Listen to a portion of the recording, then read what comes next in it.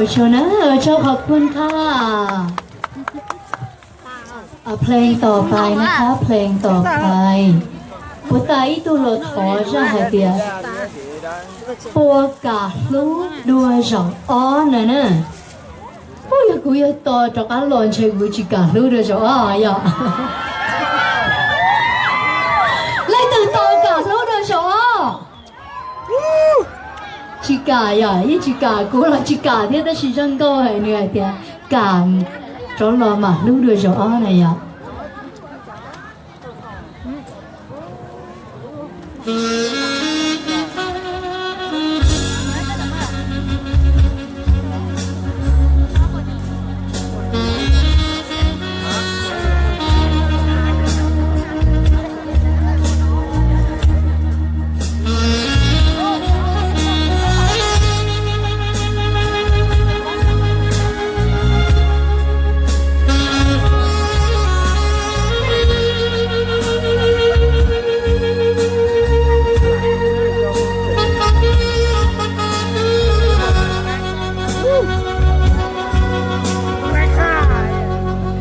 到了过去到这个，不知道还有种泪，的过也知道还早，从路马路过路的着。Thế ra lòng say có vui luôn Chỉ cô sao con vừa đâu có sai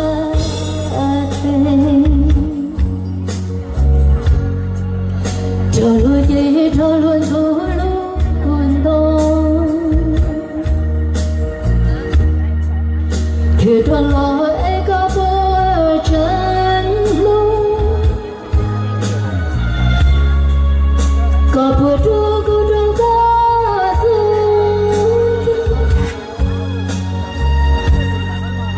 ôi yêu chị cô nhau có xin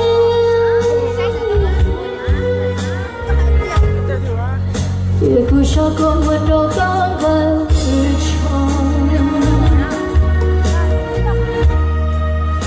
chồng cô cho cô ta kêu nhau xin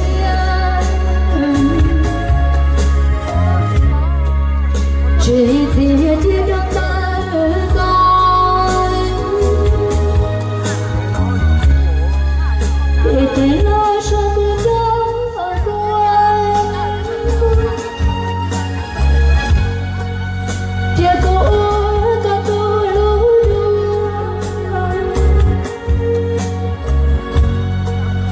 cô cho bao vì cô trao lúa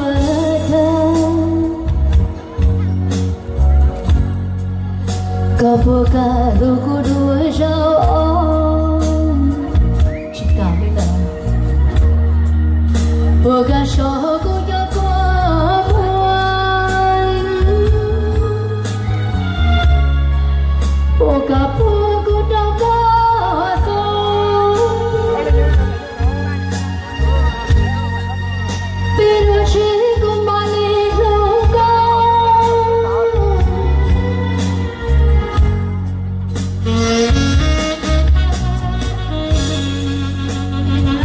cho nó cho được giờ nắm chày đó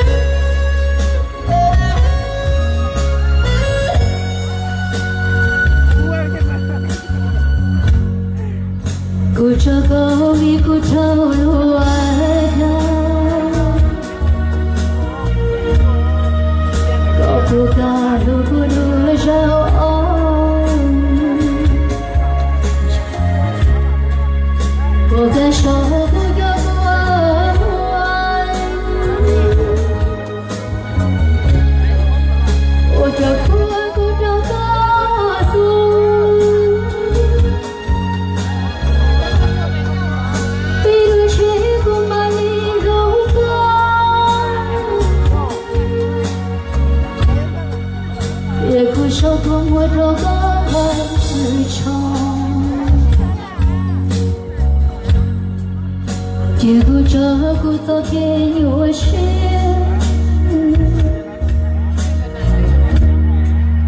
这一切真正的歌，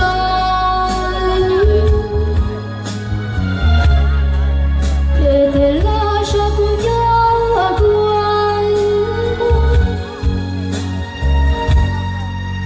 结果我的独路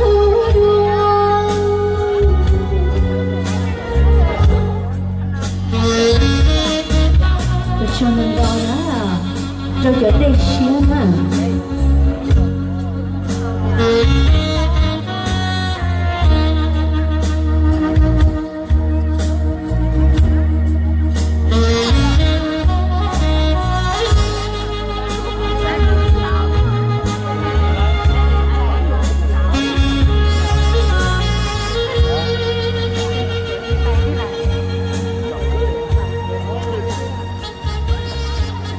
ยัสมีจ๋า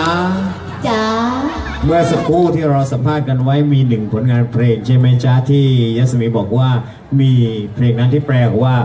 เรายังไม่ได้จิ้นกัน นี่แหละหลายคนข้างล่างเขาฝากถามถึงว่าเพลงนี้มีหรือยังอยากจะฟังเพลงนี้ ยังค่ะ นั่นแหละ อ่ะร้องเลยให้ก็ได้ ร้องต่อจากนี้เลย ร้องได้เลย เพลงนี้ชื่อว่าเพลงว่า คูสีเจียก็เด้งนะน่ะ จากไปเรายังไม่ได้จิ้นกัน คูสีชีเจียเด้งนะน่ะ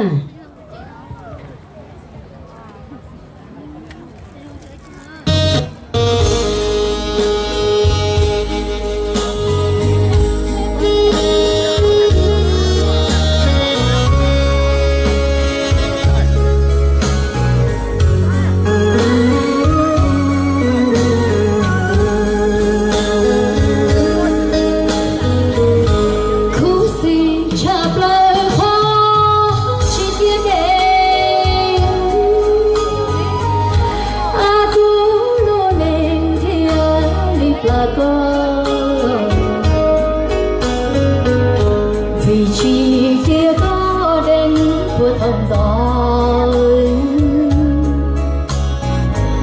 cô từ lâu lâu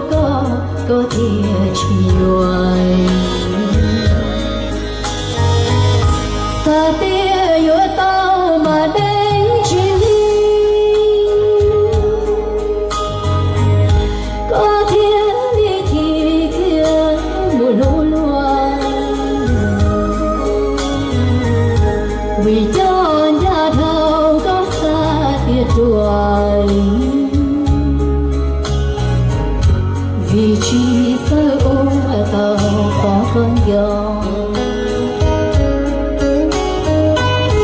giờ là chia có đây có thâu lúa ở chỉ chỉ yêu đó có một cơ mơ chạy trả lo cũ tư chỉ xin phong là do môn nó có những chuyện trò không gì trả lời khó chỉ chia để ai chỉ nên không gì chỉ hay món đời có tay cứ là một có định lòng chạy từ con gió người tươi ở cùng chẳng còn là không muốn chờ được thâu của ta đó chẳng có gì đó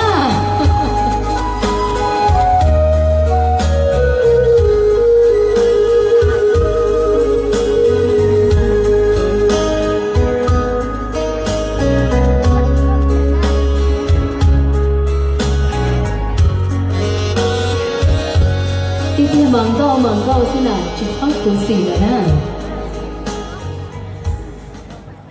khu xì đâu bây từ lúc bao giờ chờ tròn giờ thế hả nhỏ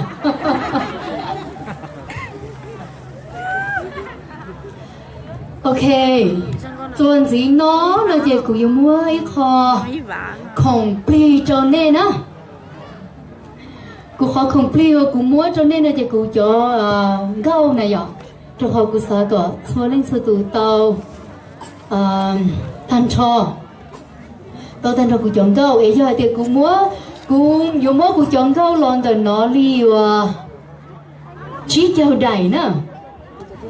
กูยังมัวจนเน่กูมัวจนเน่เนี่ยมัวลิจ่าจะกูละเตามัวไปเชื่อละเตาเลยนะยังเล่นที่สาเตานะยอมัวลิจ่าจะกูกูมัวยังเก้าจนเน่นะนะยีเรียนก็รอชนะเช่ขอคนแปลหน่อยค่ะ น้องพึ่งขึ้นบนเวทีด่วนเลยไปที่ผ่านมาก็น้องพึ่งขึ้นบนเวทีเลยหมอพึ่งไปแล้วน้องพึ่งอยู่ข้างหลังจ้ะไปแล้วน้องพึ่งขึ้นไปรู้สึกว่าจะผอมโซไปเลยระหว่างเทียบกันคู่กันกูยังมัวชี้เจ้าใดสิดีกูมัวน่ายังลิงตือฮอสาเตาแต่ชีฮอจีมัวเนี่ยอยู่ตุงเคยเจ้าน่ะลอยชีวจาน่ะเขาน่ะยาโอกากูมัวจนเนี่ยมัวไปเจอกูละเตาได้เชียน่ะอย่าลิจาละเตาน่ะคือว่ามีซีดีขายตรงนี้นะคะ คือว่าเขาไม่ได้มาขายคือให้เท่าไหร่เขาก็เอาเท่านั้นนะคะชี้เจ้าใดมีจำกัด50แผ่นนะคะถ้าใครสนใจก็มาด้านซ้ายมือนี้นะคะ อยู่ตรงนี้นะคะจำกัด50แผ่นนะคะชี้เจ้าใดอ่ะกี่บาทก็ได้ค่ะเขาไม่จำกัดค่ะโปรโมชั่นพิเศษค่ะ50แผ่นเท่านั้นนะคะชี้เจ้าใดยีเรียนต่อแถวนะคะต่อแถวนะคะไม่งั้นเดี๋ยวไม่งั้นไม่ให้นะคะต้องต่อแถวนะคะ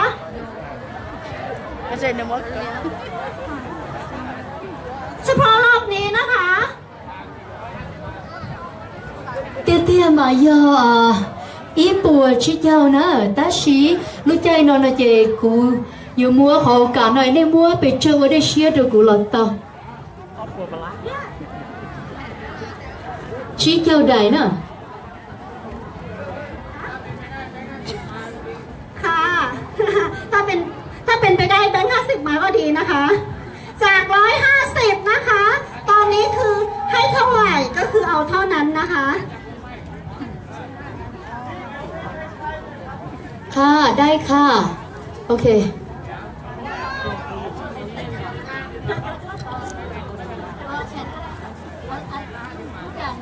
จดด้วยเราเตาเทียนะจดด้วยเนี่ยเดี๋ยวซีดีเราเตาตันทอ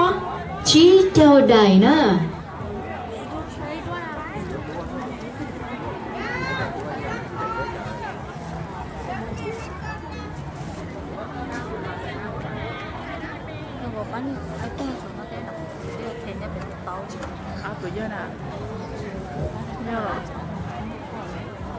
เอาละครับตอนนี้นะครับเรามีโปรโมชั่นพิเศษนะครับจัดให้ในรอบนี้ครับท่านใดที่มีความประสงค์สนใจตอนนี้ครับโปรโมชั่นพิเศษของเราจากยัสมีครับนะฮะไม่ว่าจะเป็นโปสเตอร์นะครับจากเดิม150 บาทเราเหลือ50 บาทณโอกาสนี้และแผ่นซีดีก็เช่นเดียวกันจาก150 บาทแผ่นละ50 บาทครับตอนนี้ใครมาก่อนตอนนี้ได้หมดเลยจัดให้ในรอบนี้จัดไป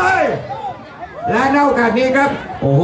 ซาวเจอริ่งอยู่นี่แล้วใครจะปล่อยเพลงให้เธอจ้าที่รักเข้าแถวค่ะในระหว่างนี้เราจะฟังผลงานเพลงอย่างต่อเนื่องนะฮะThe Pressing Song โอเคทุกคนได้หมดเลยนะคะก็ต่อเข้าแถวค่ะได้ทุกคนครับได้ทุกคนค่ะใช่ได้ทุกคนนะฮะถ้าแตกแถวไหนก็ตัดตรงนั้นทิ้งแล้วกันนะเอาเข้าแถวก่อนนะฮะเนี่ยซิงซองนะฮะอยู่ในช่วงนี้ของเรานะครับนะฮะยาสมีบอกว่าโอ้โหไหนๆมาแล้วพวกเรามาอบอุ่นขนาดนี้แล้วนะครับจึงจัดให้อย่างเป็นโปรโมชั่นพิเศษนะครับปกติแล้ว1แผ่นโปสเตอร์150 บาทนะครับรวมถึงซีดีก็150 บาทต่อแผ่นเช่นเดียวกันตอนนี้ก็เราจัดให้นะครับทุกอย่างเราอยู่ที่50 บาทเพื่อทุกคนให้เป็นเจ้าของหมดเลยนะฮะพร้อมกับลายเซ็นของยัสมี โอเค และต่อจากนี้ผลงานเพลงที่จะจัดให้ในรอบนี้ครับยัสมีเป็นเพลงอะไร เป็นเพลงไทยค่ะ เพลงไทย ไม่ได้เตรียมมิวสิกมาเหมือนกัน แต่ เหรอ ว่าจะร้อง สด สดๆเลย ๆโอ้ยจัดไปครับพี่น้องครับ หลายคนบอกว่าทำไมยัสมีทำไมถึงไม่แต่งตัวเหมือนในรูป วันนี้ต้องขออภัยครับยัสมีสุขภาพไม่สมบูรณ์นะฮะเพราะเพิ่งเดินทางมาจากสหรัฐอเมริกานะฮะและไม่ร่างกายไม่แข็งแรงพอนะฮะตอนนี้ต้องขออภัยจริงๆแล้วเตรียมชุดมาทั้ง4ชุดถึง5ชุดด้วยกันนะครับแต่พอดีวันนี้ต้องขออภัยยัสมีไม่แข็งแรงวันนี้ต้องขออภัยนะครับถ้าพวกรู้ง่ายกับผู้หญิงก็รู้กันดีว่าเป็นผู้หญิงนะฮะนั่นเองก็เลยไม่สามารถจะเปลี่ยนแปลงตัวเองบ่อยๆได้ผมมีฉะนั้นแล้วจะเซ็กซี่กว่านี้เยอะแค่มองตรงนี้พี่น้องขนาดนี้ก็เซ็กซี่พอสมควรนะฮะต้องเข้าใจกันนะต้องเข้าใจกันนะครับนะวันนี้ต้องให้โอกาสกันแล้วกันนะฮะเพราะว่าถ้าไม่ใช่เป็นผู้ชายจะไม่รู้ไม่ใช่เป็นผู้หญิงจะไม่รู้ แต่เราเป็นผู้ชายเราเป็นไม่ได้อย่างนั้นตอนนี้ต้องให้อภัยเขาผลงานเพลงต่อไปนี้ร้องสดใช่ไหมเยสเมย์ ค่ะ ชื่อว่าเพลงอะไร เมรีค่ะ เมย์ที่เมาไหมโอ้ไม่ใช่ อ้าวถ้าพร้อมแล้วฟังผลงานเพลงสดๆจากยัสเมย์แล้ว สุริยันเลื่อนลาลับสุขขนานนับเนินนานปีนับรินฟังมหานาทีเพราะรบเมรีรำริรำรักสำเนียงน้องรำร้องบ่าโอ้โอ้กำมาแต่ปังน้อยอยู่ลับลาดแล้วก็มาพลับพลาไปแม่พวงมาลัยกลุ่มอุระเคยทนองหอมระรื่นจากไปเป็นอื่นเสียแล้วนะเมรีหมกหวังก็มานั่งเศร้ากาฟูนไฟน้ำตาลำไหลนองชมยุพิน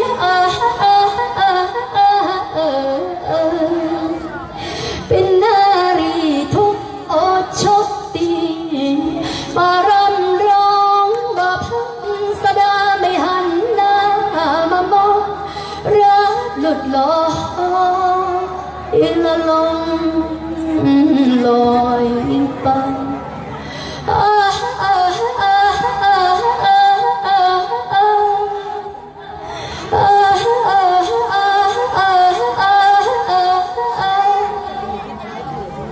เพราะรถต่อถอยเจ้าอย่าน้อยใจนะแมรี่เป็นยังจะอยู่ชั้นไหนพี่เป็นมนุษย์หรือจัดมาชุดดวงใจน้องจงกลับไปเสียเถิดนะแม่ขวัญตาแทบอาสันใจรับมันไม่จืดจางเศร้าโศกกาไม่ไหววันหมดหนและทางจะติดตามด้วยทะเลกันควันหน้างบปัญญาแม่น้องรักกูตะกอนจมน้องน้ำบาดเป็นหรือกันเราจนใจเว้นผิดไม่กลับ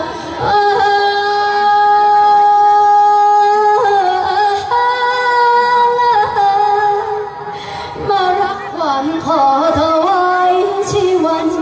ไม่หวั่นไหวนางก็พลันกลั้นใจตาย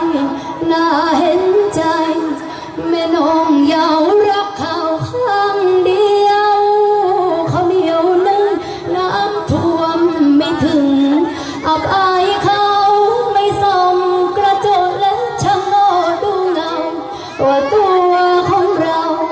ต้องเจียนตนอย่าจะรักแท้ที่แน่วแน่นอนนะพี่จะบอกให้น้องรักเอาบุญสันหนลองรักกับพี่สิไม่มีอับจน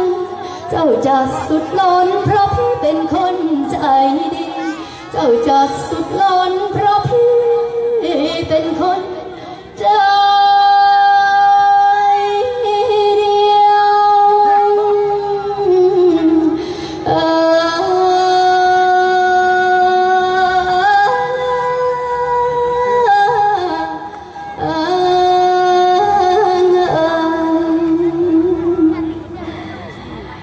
不错呢。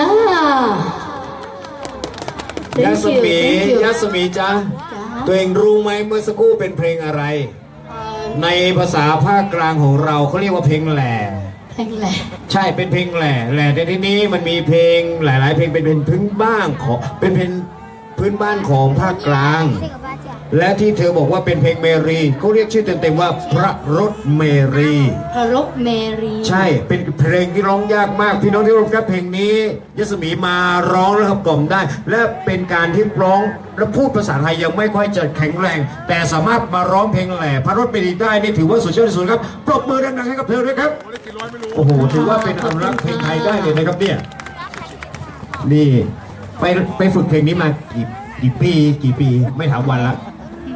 ได้2 ปีแล้วค่ะ เยี่ยมมากครับ และร้องชัดมากไม่ขาดตกบกพร่องวันนี้นะครับ อาจารย์ก็บอกแล้วนะว่าเพลงนี้ผ่านครับ ให้3ผ่าน ผ่าน thank you thank you โอเคเจ๊ เอาค่ะ เพลงต่อไป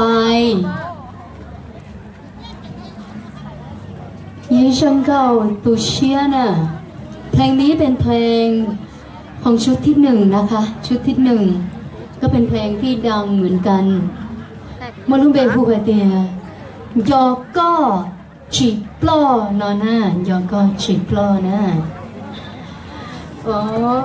ชอบขอบคุณค่ะขอบคุณค่ะ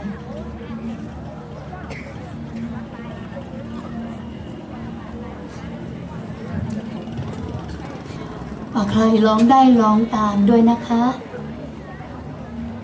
ยอก็ฉีกปล้อนะนะ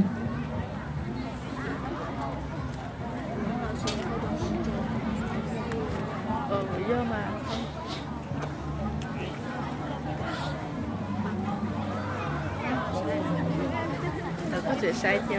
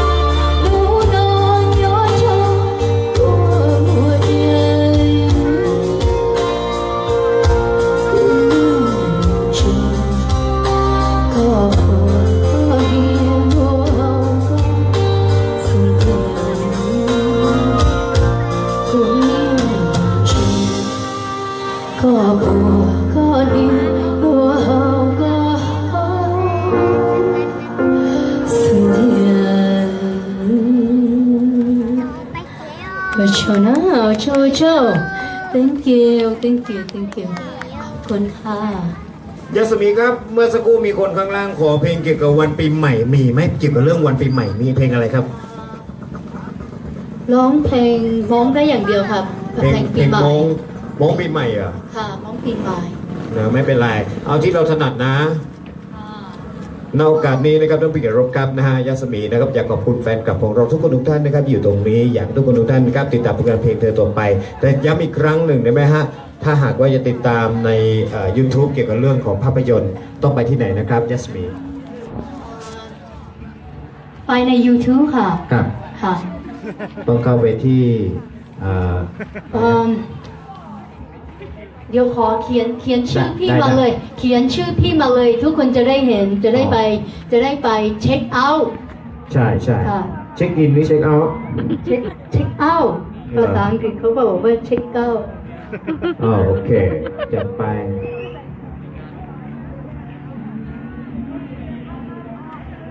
ตอนนี้นะครับทีมงานนะครับซาวเจอริงกำลังแจ้งไป บอกนะครับว่าเราสามารถติดตามผลงานต่างๆนะครับ ของยัสมีและคู่ครองเฮ้ยยัสมีคู่ครองเราร้องยังเนี่ย ยังเลย นั่นสิแล้วรออะไร วันนี้ยัสมีมีเพลงคู่ครองด้วยนะครับนอกจากผลงานเพลงต่างๆแล้วนะฮะอยากให้ทุกคนทุกท่านฟังเพลงคู่ครอง ซึ่งถือได้ว่าเป็นเพลงที่ดังมากในประเทศไทย และดังยาวไปถึงสหรัฐอเมริกานะครับ นี่คือ ชื่อของยาสมีค่ะ ยัสมีโอเค เขียนอย่างนี้ค่ะ จ้า Y A S M I ก็เข้าไปติดตามผลงานของยาสมีได้ที่ใน YouTube นะคะ YMS เห็นไหมคะ เห็นไหม ไม่เห็นจ้า ไม่เห็นเหรอคะ สะกดอีกที Y Y A S YAS M I MI มียัสมี ยาสมีค่ะ yes เอาเขียน แล้วถ้าหากว่าเราจะติดตาม YouTube เกี่ยวกับภาพยนตร์ของคู่ครองนะครับ มีทั้งภาพยนตร์และก็เพลงด้วย ใน ค่ะ นี้เลยนะครับ ค่ะ 刘是聂姐演罗秋秋秋。 จำชื่อไว้แล้วก็ไปหาดูใน YouTube เลยค่ะ จะย้ำอีกครั้งนะผู้เกียรติรบครับวันนี้ยัสมีนะครับ เตรียมชุดมาทั้ง แบบนี้ 4 นะคะ ชุดด้วยกันนะฮะนี่มาแล้วตัวใหญ่ๆโตๆเลย จัดให้ยัสมีวันนี้เตรียมชุดมาเหมือนในโปสเตอร์นะครับแต่พอดีวันนี้นะครับต้องขออภัยนะฮะมาตรงกับวันที่เธอมาพอดีนะครับ ถ้าจะมาไม่ให้รีบมาอะไรประมาณนั้นนะฮะก็เลยวันนี้ต้องขออภัยเลยไม่สามารถแต่งชุดที่มีในโปสเตอร์ได้ ต้องขออภัยจริงๆนะฮะเพราะว่าผมเป็นคนจัดหาขนมปังให้เธอเองเมื่อครู่ถึงได้รู้ โอเคยัสมีผลงานเพลงต่อไปเราจัดให้กับทุกคน คู่ครองค่ะ ผู้ครองนะฮะ เดี๋ยวสักครู่นะครับนาลิงอยู่ไหน ได้ได้ลองได้ล เรา อง วิ่งอยู่นี่ อยู่ด้วยกันก็ไม่บอกถึงว่าทำไมร้อนจัง มาCome on please เดี๋ยวจะมีคู่ครองครับผลงานเพลงนี้จัดให้กับทุกคนทุกท่านครับ คู่ครองนะคะ โอเคเดี๋ยวเราสักครู่นะฮะ เพลงนี้ไม่ได้ร้องมานานแล้วเกือบ ยัสมี หนึ่ง ตัวเอง ปีแล้ว ตัวเองอยู่ต่างประเทศอากาศมันเย็นอยู่แล้วใช่ไหมวันนี้กลับมาสู่ประเทศไทยอากาศเป็นยังไงบ้างวันนี้ ก็เท่ากันนะคะไม่ได้เย็นท่าไหร่ แบบนี้เลยเหรอ แบบนี้เลย ตอนอยู่ที่อยู่สหรัฐอยู่รัฐอะไร อยู่เฟรสโนค่ะ โอ้ย อันนั้นมันแฮปปี้เลย เหมือนไทยโอเคเข้าใจ ไทยเลยค่ะ โอเค คู่ครองพร้อมนะครับน้องเกดรบครับปรบมือให้กับเธอครับ คู่ครอง คู่ครองนาคี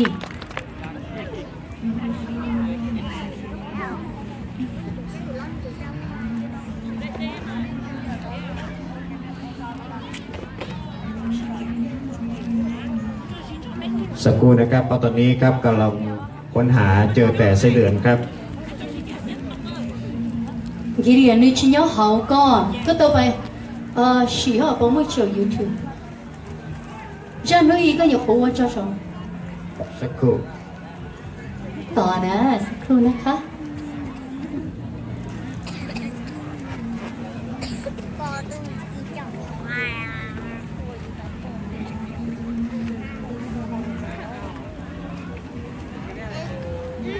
สักครู่นะครับยัสมีครับ นะฮะอย่างที่ทราบกันดีนะครับแล้วหลังจากนี้นอกจากประเทศไทยแล้วเรามาทัวร์กันแล้วนะครับหลังจากประเทศไทยแล้วจะไปประเทศอะไรต่อ ไปเมืองจีนค่ะ ไปเมืองจีนเลยเหรอ ค่ะ โอ้โหสุดยอดครับและแสดง จริ ว่า งๆแล้วก็จะไปวันที่19ถึงวันที่22 19-22นี่ แต่ว่า เป็นเมือง ยก จีน เลิกไปแล้วเพราะว่ากลัวเดี๋ยวเหนื่อยแล้วร้องไม่เต็มที่นะคะ อ๋อใช่ใช่ใช่ถ้าพักผ่อนไม่เพียงพอ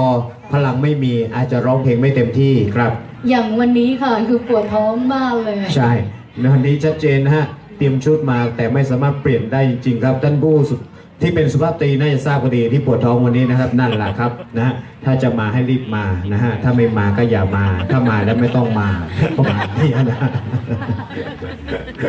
นั่นคือที่เราทราบกันดีนะฮะว่าเป็นอย่างนั้นนะฮะอันนี้เป็นเรื่องปกติของสุภาพสตรีนะครับนะฮะ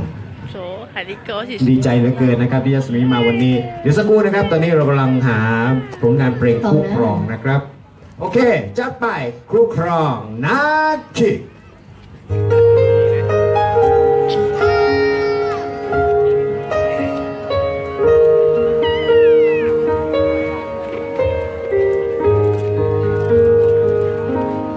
คำว่าหักเกิดขึ้นที่ใดเกิดกับใครมันบอกสำคัญ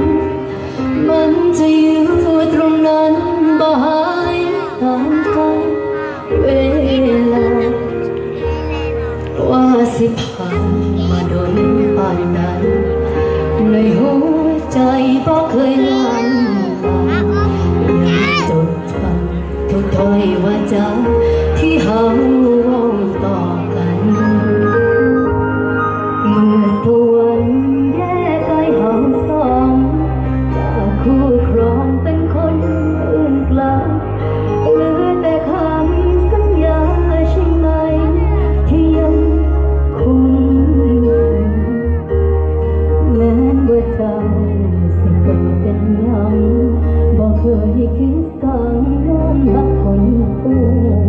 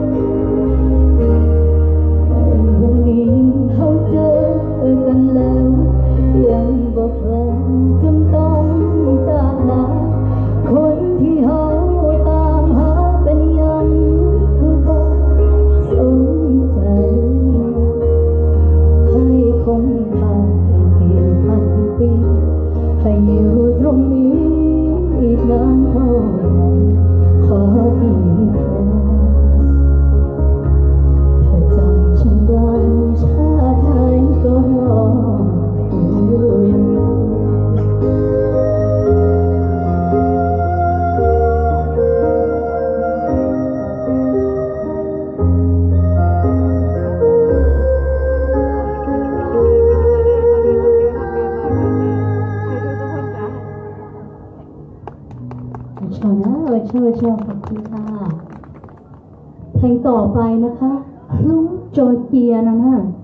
ลุงจอเจียไม่คิดขึ้นหอฉันก็นอนเลยลุงจอ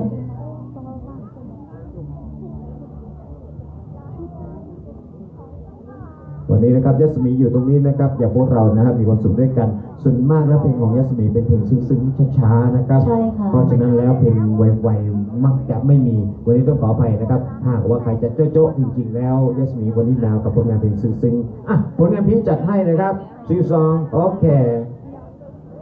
สอง พี่อันนี้คนควรเลยแม่นนี่คนเดียวเอาเธอสองคน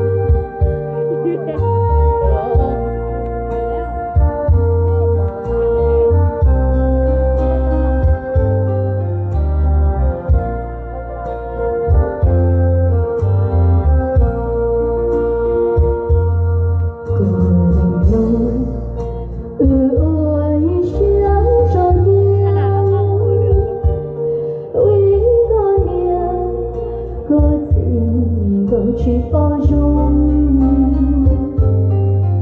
雨天中，是陌路有感，沙漠我，是他心有冷漠，撒点油，我路过路红，是山中。雨洒去转，听故事是否淡？你มีเพื่อนเราอยู่คนเดียวอ่ะ一不安，是我容尘，我你要心的。可否令路不路高长？你要路，自走的是路，多么马心我当中的。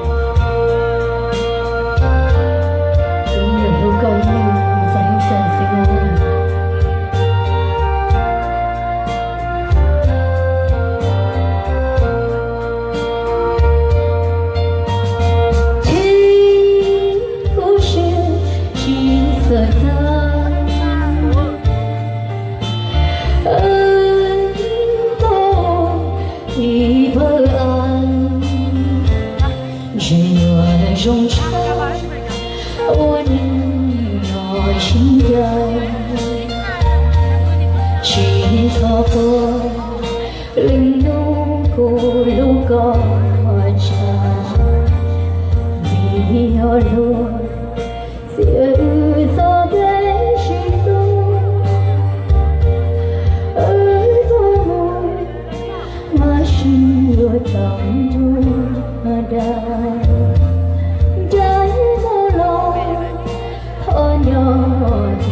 错过，在路路，很有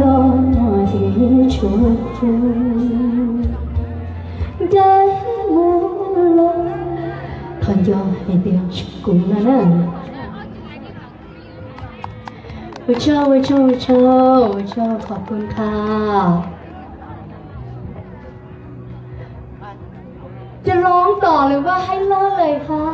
ขออีกสัก5ผลงานเพลงครับตอนนี้ครับเพราะว่ายัสมีนะครับตอนนี้เราจัดมาถึงตอนนี้แล้วนะครับ2 ชั่วโมงเต็มแล้วแต่ที่สำคัญครับ